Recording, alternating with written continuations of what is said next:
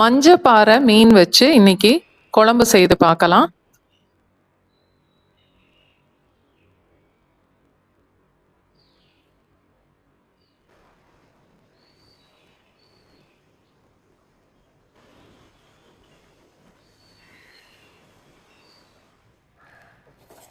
ஒரு பேன்ல 2-3 டீஸ்பூன் அளவுக்கு எண்ணெய் சேர்த்துட்டு வெங்காயம் பூண்டு ரெண்டையும் சேர்த்து அடுப்பை மீடியம் ஃப்ளேமில் வச்சுட்டு கொஞ்சம் வதக்கணும்.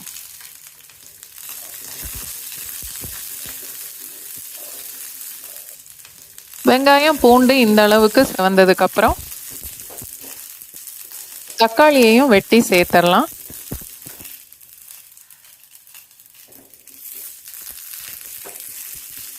தக்காளி சேர்த்ததுக்கப்புறம் 1 நிமிஷம் வரைக்கும் வதக்கினா போதும். நல்லா ஆற வச்சுட்டு மிக்சியில் நல்லா நைஸாக அரைச்சி எடுத்துக்கணும்.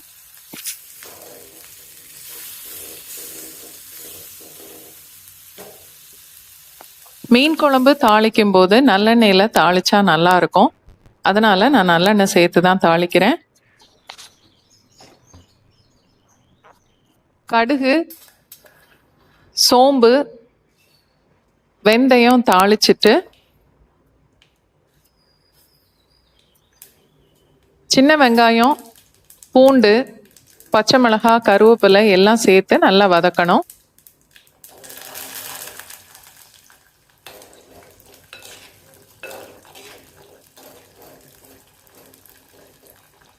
வெங்காயம் பூண்டெல்லாம் வதங்கி கொஞ்சம் செவந்து வந்ததுக்கப்புறம்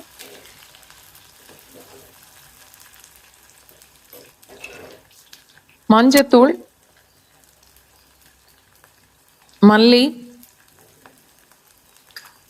மிளகாத்தூள் எல்லாத்தையும் சேர்த்து அடுப்பை லோ ஃப்ளேமுக்கு மாற்றிட்டு கொஞ்ச நேரம் வதக்கினா போதும்.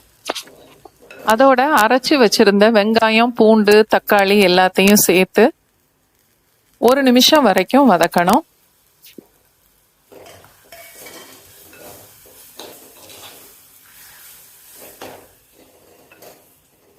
கரைச்சி வச்சிருந்த புளி தண்ணி 2 கப் அளவுக்கு இருக்கும். அதையும் மசாலாவோட சேர்த்துடலாம்.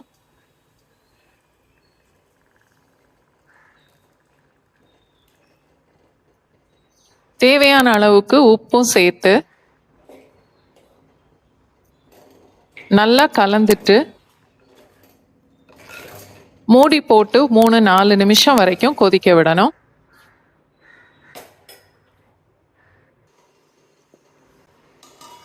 குழம்பு நல்லா கொதிச்சு மசாலாவோட பச்சை வாசனை போனதுக்கப்புறம் மஞ்சப்பாறை மீன் 600-650 கிராமுக்குள்ள இருக்கும். நல்லா கழுவி சுத்தம் பண்ணிட்டு இப்போ குழம்போட சேர்த்துடலாம். மீன் துண்டு எல்லாமே நல்லா குழம்புல முங்கி இருக்கணும். 3-4 நிமிஷம் வரைக்கும் மூடி போட்டு கொதிக்க வச்சா மீன் நல்லா வெந்துடும். இப்போ அடுப்பை ஆஃப் பண்ணிடலாம்.